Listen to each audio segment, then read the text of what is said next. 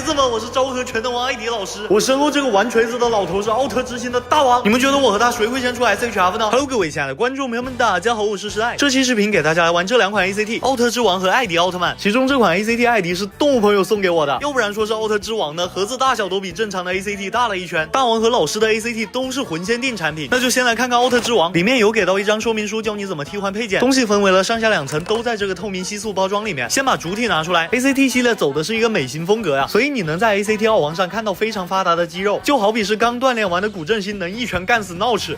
ACT 时期的万代还是偏良心的，起码这款奥特之王全身基本上都是全涂装。这款 ACT 奥王的头雕一看就是还原的2009年超银河传说电影里的奥王皮套形象，不过 ACT 的眼睛居然是实色涂装啊，而胸腹部的红色宝石又是透明件，就属实是没看懂戴哥这波操作，但实色涂装的眼睛也还算好看，我个人是能接受的。回到视频开头那个话题，我觉得大王是要比老师先出 SHF 的，毕竟前段时间雷欧兄弟 SHF 都宣布要再版了，那这些东西就是这款 ACT 大王的所有配件了，就是除去他本来一定要给的披风，他这个配件量就显得非常少了。手型做的还是挺细节的，手套上的纹路细节是有还原到的。这个小零件是基本上每款 ACT 奥特曼都会给的，是用来替换到背部这类的，换上之后可以用来搭配 ACT 系列的支架。我手里这只奥王 ACT 原先的背部小零件是很容易掉的，零件非常小，不要被滴丸小精灵吃掉了。现在给大王换上标志性的披风吧。换披风的话需要先把他的脖子给拔下来，但是插拔替换脖子的话是肯定会蹭漆的。再把他原先的围脖给取下，把披风怼到背部的孔洞里，再换上新的围脖。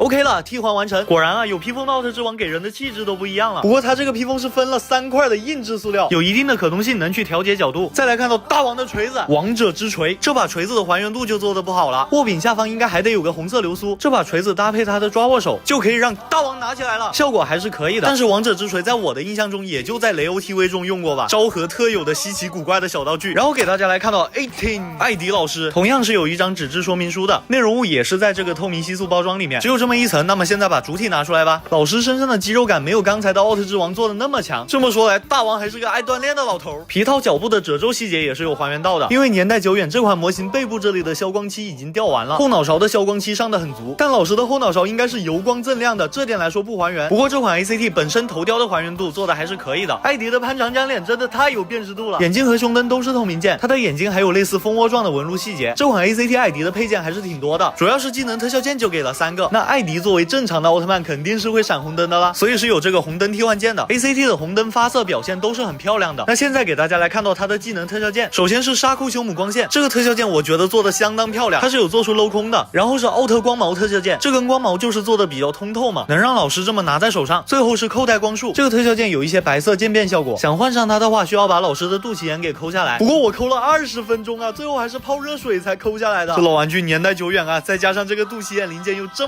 么的小，确实难换啊。OK， 艾迪发射扣带光束的姿势确实不雅观，但是 ACT 做的效果确实可以。那么我来给大家总结一下这两款 ACT 吧。奥特之王我觉得在 ACT 系列里面做的是中规中矩，目前的二手价格需要450左右，我个人是并不推荐大家入手的，因为奥特之王出 SHF 的可能性还是非常大的。而艾迪老师嘛，这一款做的确实好玩， SHF 我觉得希望也不大。这款目前的价格在350到400，喜欢老师的完全可以买。那么本期视频就到这里结束了，各位点点关注，点点赞，拜拜。